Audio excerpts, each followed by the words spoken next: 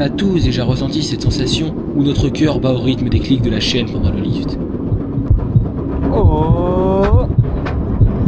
Et ce moment de microgravité pure que les vrais passionnés appellent airtime. Nous allons aujourd'hui analyser comment ces machines repoussent toujours plus les limites de la physique tout en conservant la sécurité et le bien-être des passagers. Plongeons donc tout de suite dans l'ingénierie incroyable derrière les roller coasters.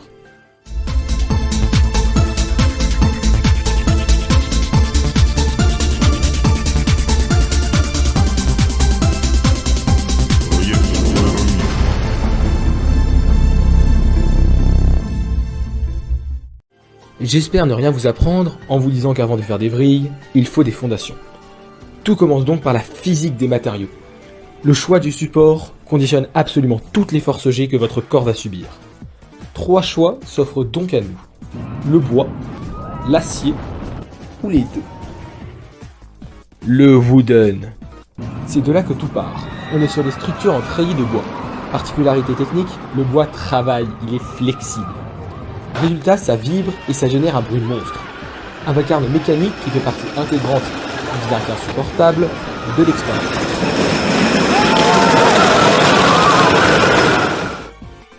Le steel, ou acier tubulaire pour les anglais LV2.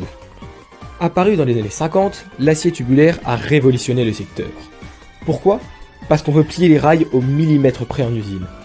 Cela permet de calculer des trajectoires parfaites, d'annuler les vibrations parasites, et d'ouvrir la porte aux inversions complexes sans détruire la cervicale des passagers. L'hybride. C'est la transition parfaite. On prend une structure en bois pour l'élasticité et le look, mais on y greffe un rail en acier. Cela permet d'imposer des figures géométriques extrêmes et des inversions impensables sur du bois pur, tout en gardant l'esthétique rétro. Entrons maintenant dans le vif du sujet, la cinématique des trains. On va progresser dans l'échelle de la complexité technique, du plus simple au plus fou. Enfin bref, voyons tout de suite comment on s'assoit, ou pas, dans ces machines. On commence avec le sit-down standard. Vous êtes assis dans un wagon au-dessus du rail. C'est la configuration de base, mais poussée à son paroxysme sur des modèles comme Voltron à Europa Park, qui utilisent des trains articulés pour encaisser des transitions ultra brutales. Là, on arrive sur les concepts où l'ordinateur de bord et les mécaniciens sont en sueur. C'est ici qu'on place les watercoasters hybrides comme Expédition Bermude au Futuroscope. L'interaction au rail est gérée par des systèmes d'aiguillage et de capteurs beaucoup plus poussés pour transiter de façon transparente entre l'embarcation et le coaster pur. On termine avec le sommet de la complexité. Les pipelines, comme Ultra Twister, où le train avance non pas sur, mais à l'intérieur des rails circulaires en forme de tube pour des rotations axiales parfaites, vous offrent un aperçu parfait de ce que ressent votre linge dans la machine à laver. Et enfin, le roi absolu, les 4-dimensional coasters comme Ejanaika. Ici, les sièges pivotent vers l'avant ou l'arrière à 360 degrés grâce à un deuxième jeu de rails parallèle au rail principal, qui actionne mécaniquement des pignons sur le train pour contrôler la rotation des sièges au degré près. Pour mouvoir ces monstres, la simple gravité ne suffit plus. Il faut de la propulsion lourde. Classons donc ces chefs-d'œuvre de technologie, de la plus simple à la plus brutale. La crémaillère. C'est le système mécanique pur. On utilise un rail denté au centre de la voie et un engrenage sous le train pour forcer la montée ou contrôler le déplacement sur des pentes extrêmes. C'est fiable, c'est de la mécanique classique, mais c'est un temps mort dans notre attraction à sensation. Le pneumatique. C'est le système qu'on trouve sur des coasters comme The Incredible Hulk. Une série de moteurs électriques haute performance actionne des roues de friction en caoutchouc qui agrègent une lame sous le train pour le catapulter directement dans une montée inclinée. Le LSM, ou Linear Synchronous Motor, utilisé sur le monstrueux Red Force, est beaucoup plus évolué. Le train possède de vrais aimants permanents et le rail a des électro-aimants. L'ordinateur du parc inverse la polarité des aimants du rail au millième de seconde près juste devant le train pour l'attirer puis le repousser.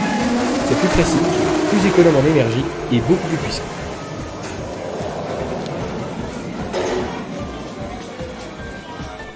L'hydraulique.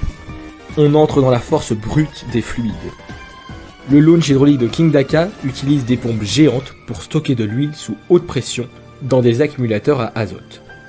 Lors du tir, cette énergie est libérée d'un coup pour faire tourner un treuil qui tracte un câble accroché au train.